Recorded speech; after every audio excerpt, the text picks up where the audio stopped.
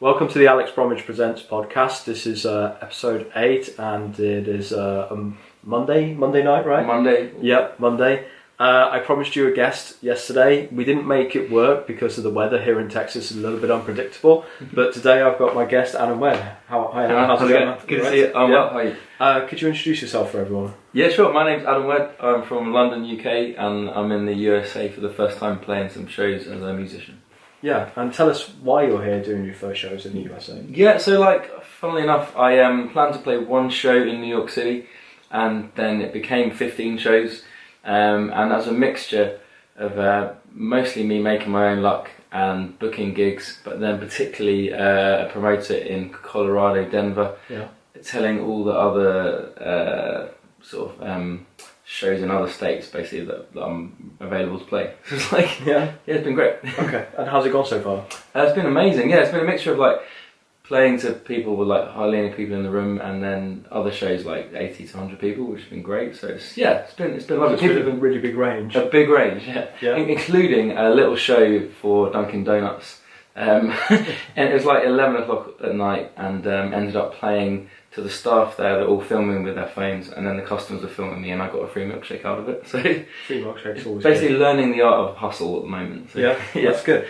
So what got you into being a musician, and how come you're here just only breaking into the US? I don't mean that in a negative way, no, of course. At the age of mid-30s or what have you. Yeah, well, I think lots of people think, particularly as a British songwriter or whatever, breaking the USA as a musician is a really big feat. But for me, it's been about very much finding my audience and the niche for what it is that I do, and what I offer that is different to what other people do. And it feels like particularly Europe and the USA have been quite responsive to what it is that I offer. So coming here for the first time this year as a 34-year-old man, I'm playing for the first time out of my own country. So this year I've played in Sweden, Netherlands, and the USA, and coming here is very much about taking that risk and not expecting, I suppose, other people to hand to me on a plate what my ambition is looking for, and just making that happen myself. And what pushed you towards making that decision and feeling that risk was worthwhile? Because you said before, you told me before that you were sort of a bit part-time before then, or you did it around other jobs. Yeah. What was the real thing that really got you into, okay, now's the time for Adam to go and do this? Yeah, I think personal life stuff obviously happens, and it makes you think of family deaths or relationship breakups. Those kind of things happen, and it really makes you think what's important in life. So there's that aspect to it. And for me, I started to study for a master's in commercial songwriting, and I very much started that course with an academic frame of mind to sort of be sensible and go into lecturing or teaching more afterwards. But during the course of that sort of study, lots of opportunities came up to play live and write songs, and it became this organic thing of actually learning what it is that I have to offer. And what I do, and what I believe I do well, is writing songs that have meaning, and that maybe ask questions, but also sort of explain a bit about the human condition that we all feel.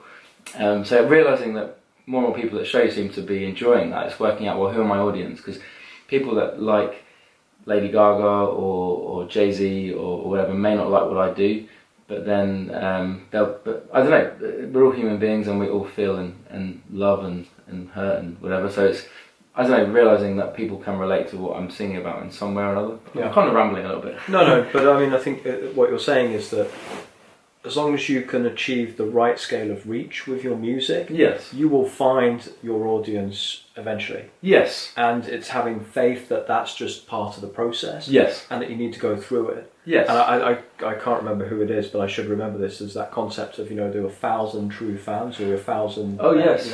Yes. The super fans who will basically buy everything that you find. Yes. Once you find them, then as an artist in general, or as anyone who's looking to make money off having a fan base, then you're done. Yeah, right? I can't remember his surname. It's called Eric something. We'll have to find out and maybe put it in the link underneath. We'll put it in the notes. Yeah, he's great. And there's that, and there's also the Malcolm Gladwell 10,000 hours sort of theory, which is basically if you're talented and you add to that talent time, then talent plus time eventually should produce success.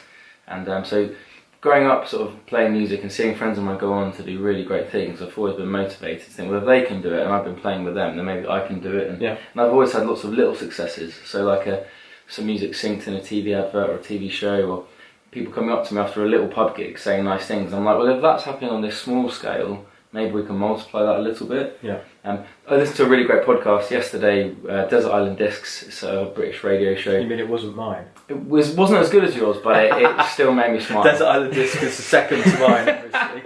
You know, Joe Rogan comes third. Yeah, exactly. But it's actually Tom Hanks in this particular episode, and he had to decide 7 pieces of music that he wanted to take onto a desert island to listen to. And it was really fascinating to hear him talk about his marriage. He was sort of saying that he found someone that sort of loved him as he was, but the reason why the marriage worked was because they just liked each other as friends ultimately, which is really cool. But also, I forgot my train of thought, which is something I do quite a lot. Oh, this is what he was saying. People asked him why he got into acting, and he said, well, I was quite a shy child and I wanted to express myself. And he said what he found acting did was give him the vocabulary for loneliness. And I thought that was quite a beautiful poetic way of putting it. And for me, like, I'm an introvert naturally, so to be able to write songs that connect with people is sort of it's given me a way of expressing myself. That's cool. And so that sort of brings me on to one of the questions which I had bagged in my head to ask, which was, what is your songwriting process like? So for me, songwriting, there's very much it's in 2 parts. It's the art and the craft of it. So there's the initial artistic idea or concept. So I might want to write a song about a particular theme or something that's happened in my life or someone else's life, and those ideas come really quickly. So you have to get your phone out and like voice memo it, or maybe write on the back of an envelope or whatever's around you if you don't have a notebook. So that's the initial idea. But then what you have to then do is, I've got like 200 of those on my phone at the moment. You have to set down an hour or 2 to actually craft that song and put deliberate time into making it into something that makes sense. If that makes sense. So that's how I would write a song. Oh, cool. and what's sort of the body of work that you've managed to actually create during your time writing? So I've been writing, like, I've been playing music since I was 7, because I borrowed my dad's guitar and I never gave it back, so he can't play guitar anymore. But he's been very gracious. But then, so I've been writing songs since about that age. But then more like sort of semi-professionally and then more recently professionally, I guess. I've probably got like 200 songs that I am really proud of. But with a song, you can't just put it out there. There has to be budgets and marketing sort of approaches and stuff like that. So at the moment, there's about 10 or 20 songs that we're working with, and just kind of trying to explore different ways of enabling them to reach people. So playing loads of live shows, and that's the main thing really, is just getting out there and playing live to people. No, I mean that's really key, and that was what made the big difference for. I always reflect on Ed Sheeran's journey, and he put the work in, right? Definitely. So what's the song that you like playing the most at the moment? Well, that's a great question. I think the song that has some of the biggest meaning for me, and also that connects most with other people, it's a song that's not out yet, and it probably won't be out to next year, but it's called Holiday in My Mind. And actually, I like the title already. Well, I turned up to play a show in London, and 2 hours before the show, me and another one of the artists wrote this song on a really old piano in a London basement venue. And then we played it that evening to the audience, and the audience were just singing it back to us. And we thought, well, if this is happening now, this is quite special. So I've been doing that all across the US. People have been singing it back to me. And the song is very much about taking a break from yourself, because life can be quite tiring when you're trying to build your career and you want to spend time with your family, and you can get quite tired in your own mind. So sometimes we need a break from that. And so that's what this song's about, I guess. But it's kind of fun, and it's like a bit of a tongue twister of a chorus to sing. So that's the song for me that is the most fun to play, but also has the most meaning as well. That's cool. You said that's maybe coming out next year. So what have you got coming out in the more nearer term? So at the moment, there's a couple of things. I've been writing loads of songs for other people, like pop artists mainly. So we've got something coming out on the 25th of October, a track called Karma, which is a band called We Architects, who are sort of a pair of Spanish producers, and it's great pop with great meaning, which is some of my favourite type of music, so check that out. And then on the 31st I've got a song called Ghosts coming out, which is me singing. The plan very much is to put something out on Spotify every 6 to 8 weeks, to play around with those algorithms and reach an audience that primarily listen through Spotify. Yeah. But then in my own time to keep on sort of playing live shows and connecting with people in real time. I think both are really important. So you're on Spotify? Yes. So we can put your link in the... yeah, that'd be great. Thanks so much. Yeah. And what's Ghosts about? So I asked knowing exactly what it's about. Yeah, we had a chat earlier about it, but it's all good. So for me, like, and this is what I've been saying at live shows, like, Ghosts is about, initially it was about going on a date with a girl who I really liked, and obviously as an artistic type, fell in love with this girl straight away in inverted commas, and then she went skiing and never spoke to me again, and and that's what young people call the art of ghosting, where someone never texts you back. So that's what the song was about. Sort of thinking, is this a relationship that could be something of meaning, you know, and sort of looking past those feelings of lust to something of love, but realising maybe it's not that. So that's what it was about. But it's Halloween coming up, so I'm going to attribute new meaning to this song. For marketing purposes. For marketing purposes only, exactly. No, that's cool. And speaking of marketing, I guess the most interesting thing, the average listener to my podcast at the moment is generally a colleague and someone who's interested in business and what have you. Okay. So talk about the business side and the marketing side. What is it that you need to do in order to be able to get to where you want to go to? It's maybe a deep question, but break it down a little bit maybe. I mean, we were talking about social media and using that to increase your reach and just alternatives to the music industry. So just let me know what you're thinking about that now. Yeah, so for me it's very much, at the age of 34, I feel like I pinch myself sometimes. I'm not quite sure what I'm doing playing across sort of 7 states in the USA. I'm sure my friends think I'm crazy. But I'm at this point now because I really know myself and I'm really enjoying my 30s. And I feel like I know what my values are, I know what's important to me, and so the reason why I'm taking this risk is not a blind risk coming over to the US at the moment, and it's very much a calculated risk. And my first boss, when I was 17 or 18, I gave me my first job as a coordinator for an after-school music project, which is like a big risk he took with me. But he always said to me, Adam, don't just take care, take risks, because everyone takes care and it doesn't get you anywhere all the time, so take calculated risks. So I've got a song about that as well, so check it out. It's so for me it's about my values, but also like networks are important as well, and like I'm sure we've all been to networking events for business purposes or otherwise where everyone's quite clinical about networking, but the best networks for me, and certainly even playing here in the US, has been about natural organic relationships that form. And I think in business it's like that as well, actually. Yeah, no, I think it is. I mean, I am...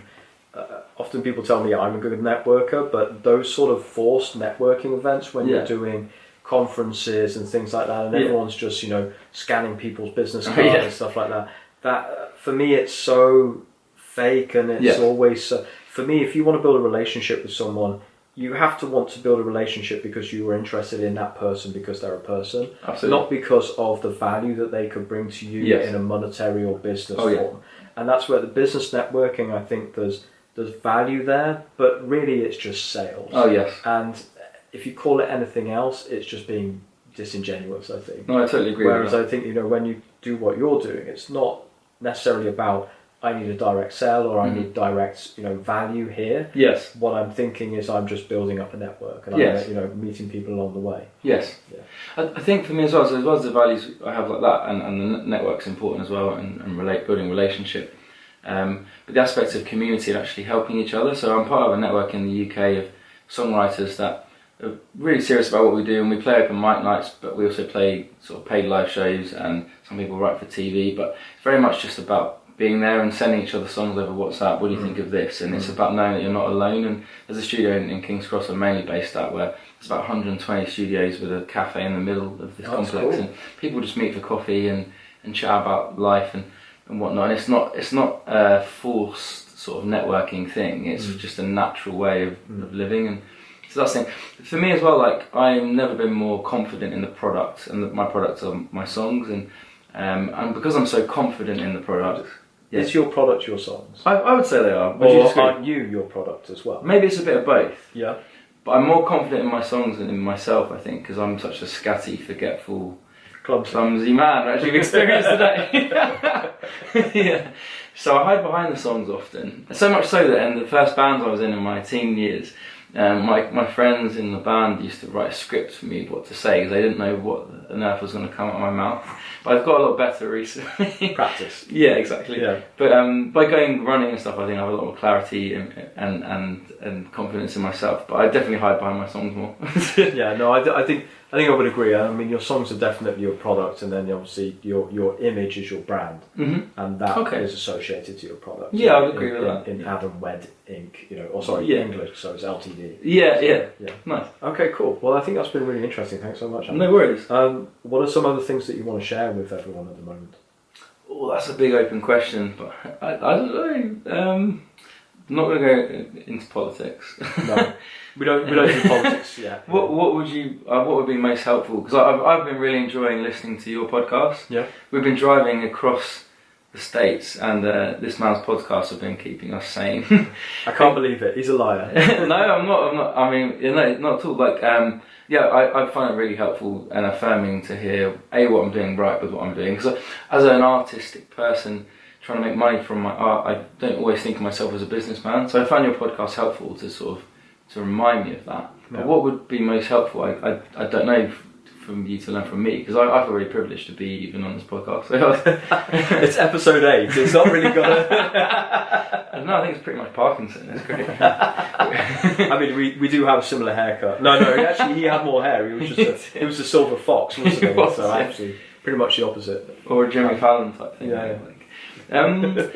I don't know. I think persistence and perseverance for something that if there's something you want to achieve, then and what success looks like to you, because I don't necessarily know if I'm ever going to sell out a stadium. Obviously, I'm a very ambitious person. I think I have to be at 34 to still be doing this thing I'm doing. But what does success really mean to you? And for me, that is success looks like people that are engaging with what I'm doing and earning enough of an income to pay my bills and to feed my children. Like that, anything more than that is just sort of my ambition being massaged, which is fine.